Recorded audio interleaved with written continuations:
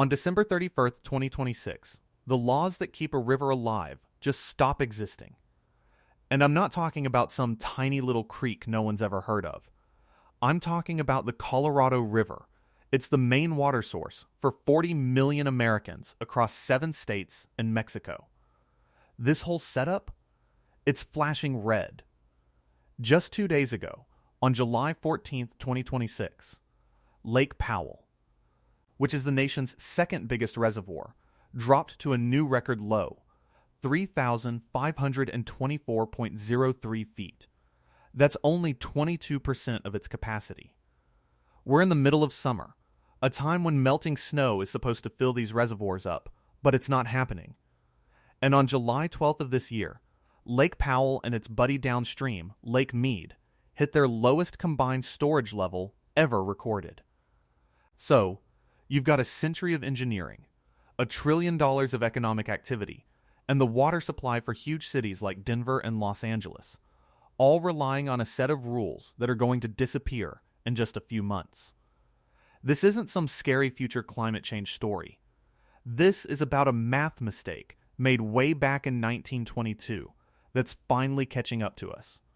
And we're about to see what happens when the water runs out before the rules do. To get why 2026 is such a mess, you have to go back to November 24th, 1922. The guys who signed the Colorado River Compact pretty much built the modern American West. They looked at this wild river and dreamed of a future with big, thriving cities and green farms. They split the river's water at a spot called Lee Ferry, Arizona. They gave 7.5 million acre-feet of water to the upper basin states.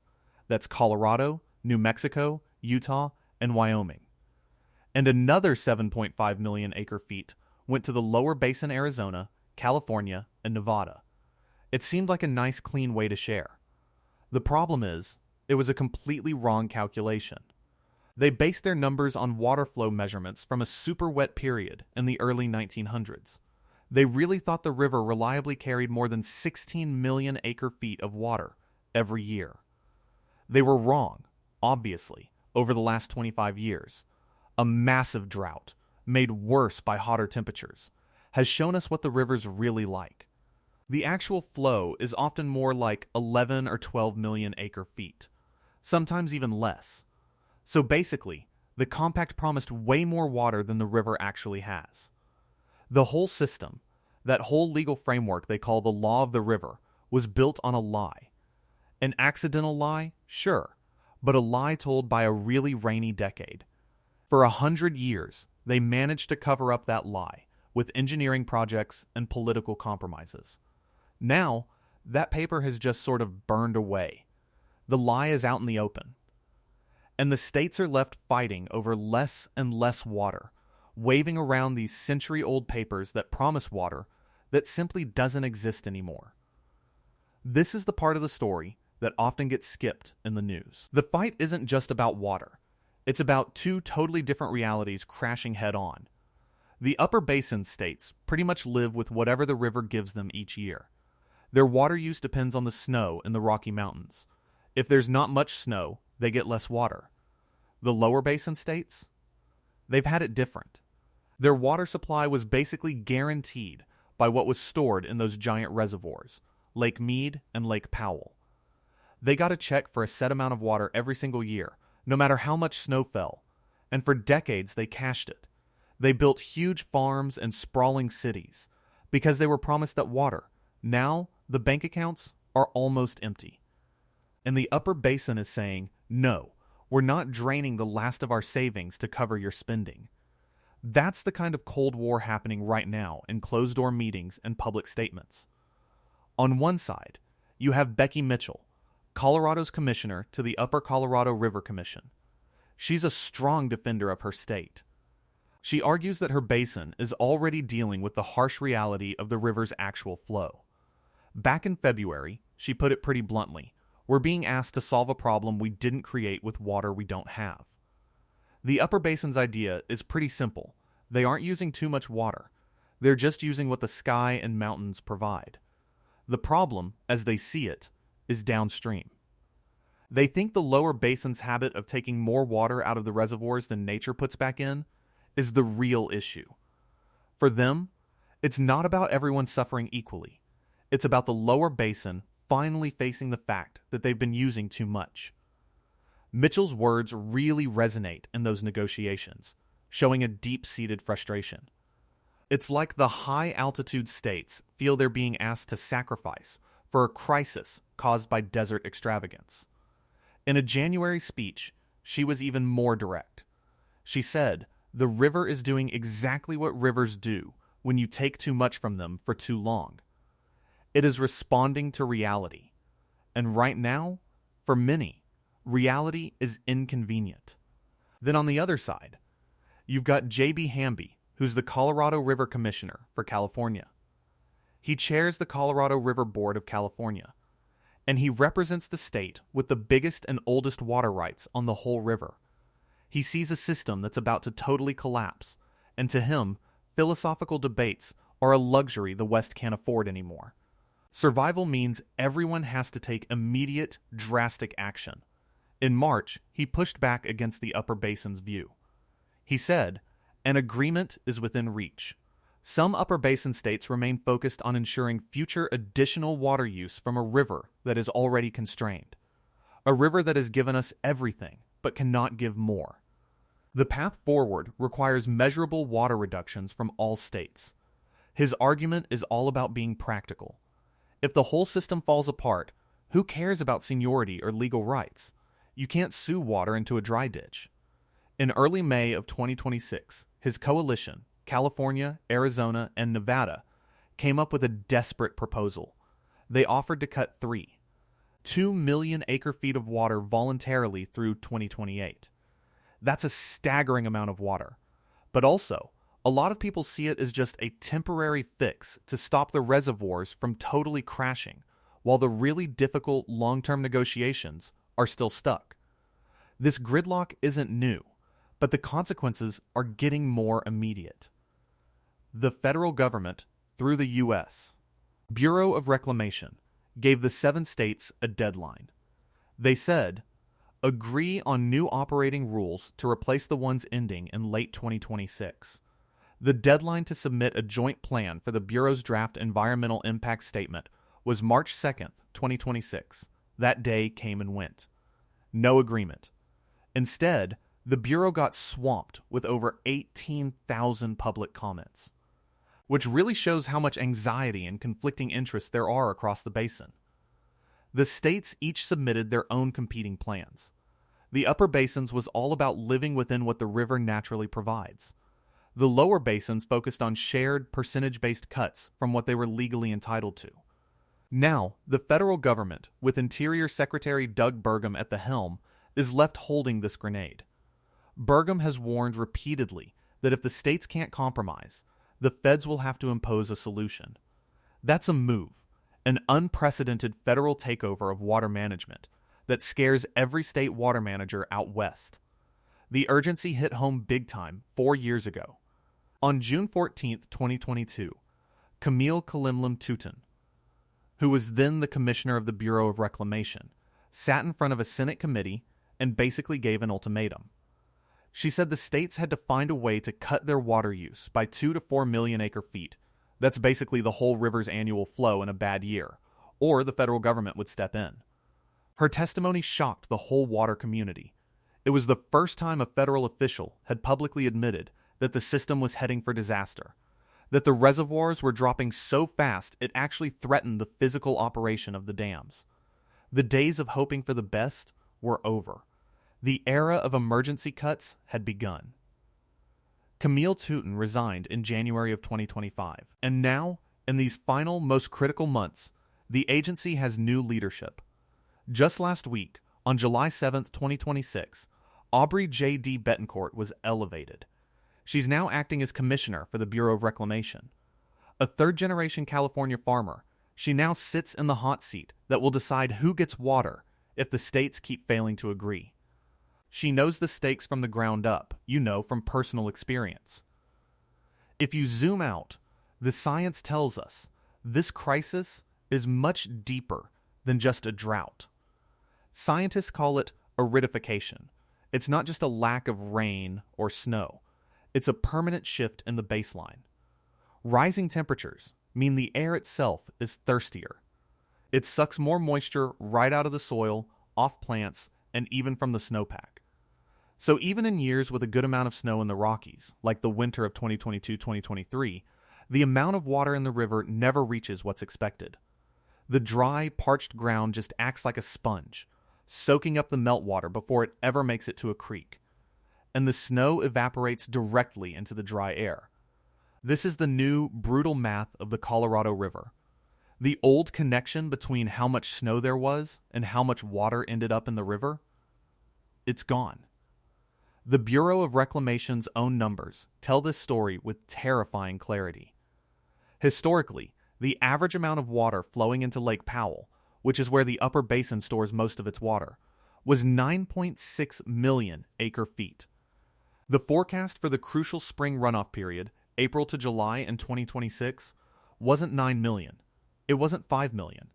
It was a measly 1,050,000 acre-feet. That's just 16% of normal. That's why Lake Powell is shrinking in July. The system just isn't getting its annual deposit from nature anymore. But the demands downstream are still there. And this brings us to what I call the machinery of collapse. The dams themselves. Glen Canyon Dam holds back Lake Powell.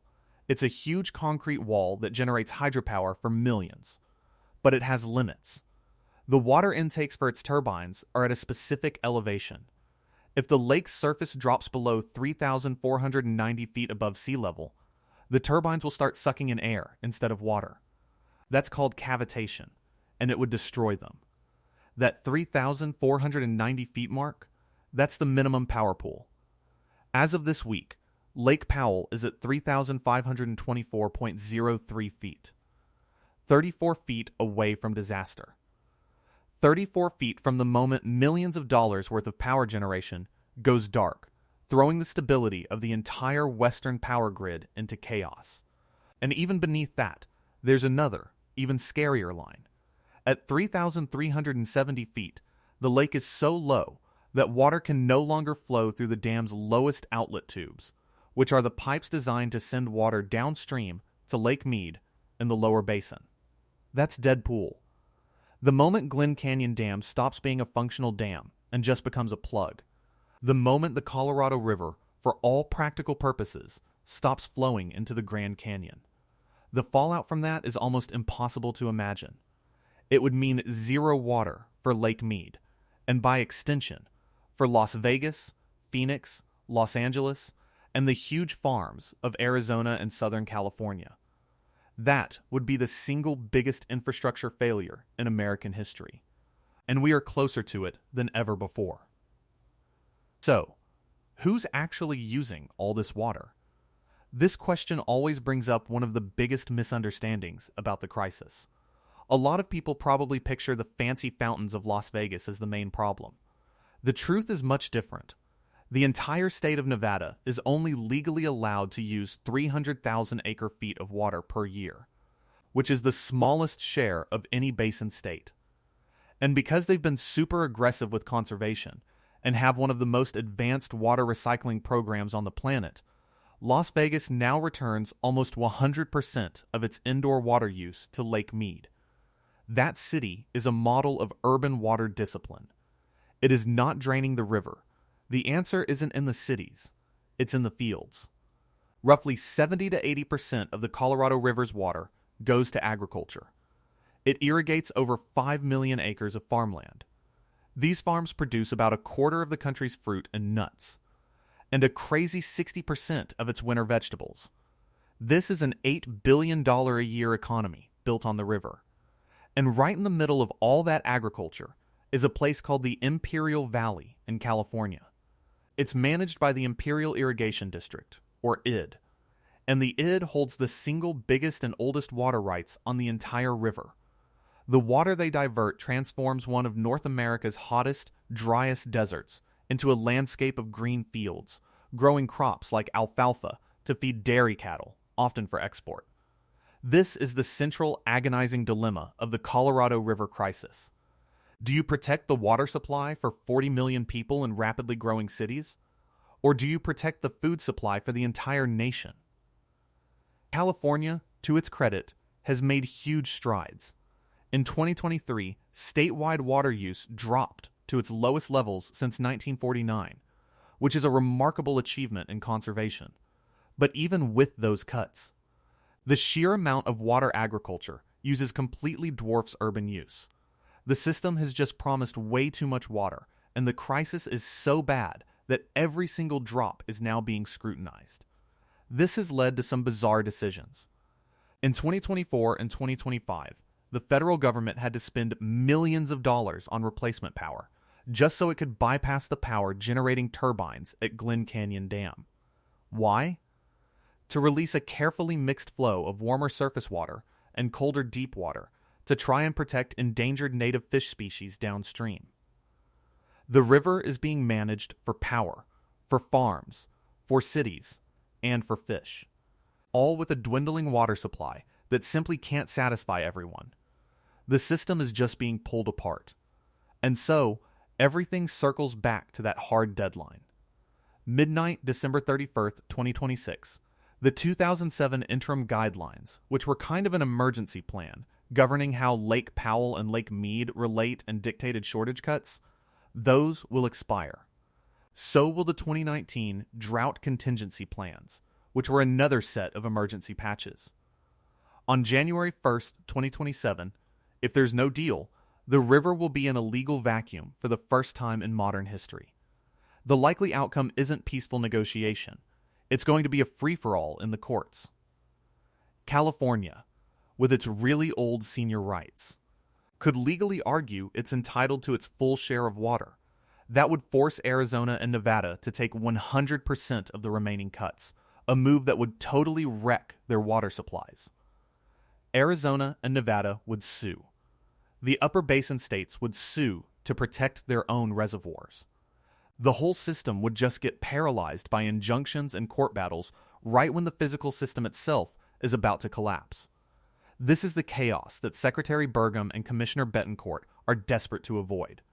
The threat of federal intervention is their biggest bargaining chip. No state wants a future where bureaucrats in Washington, D.C. decide who gets water and who doesn't. That would represent a huge failure of state-led governance in the American West. Every governor, every water manager knows this. But the standoff continues, stuck in 100 years of history, law, and really deep regional distrust. The lower basin looks at the upper basin and sees states hoarding water they can't even use yet, planning for future growth on a river that's already dying. The upper basin looks at the lower basin and sees someone who has refused to live within their means for decades and is now demanding a bailout. And honestly, both sides are, in their own way, right? The short-term plan the lower basin offered in May? That's really just an admission of this desperate situation. It's not a plan for a sustainable future. It's a triage plan. It's an attempt to keep the patient alive on the operating table long enough for the surgeons to stop arguing about what to do. But this patient is bleeding out. Every single day, the sun beats down on Lake Powell and Lake Mead, pulling billions of gallons into the dry desert air through evaporation.